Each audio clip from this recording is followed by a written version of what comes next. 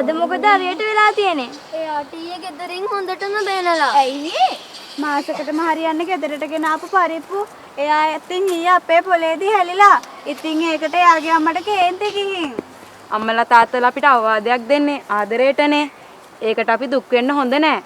ආයේ වැරද්ද නොකර ඉන්න හිතට ගන්න එක තමයි දැන් අපිට කරන්න තියෙන්නේ. එයා දුකින් ඉඳි අපිටත් දුකයි. එහෙනම් අපි ආව හිනස්සමුද? ඒ කොහොමද? මෙහෙම.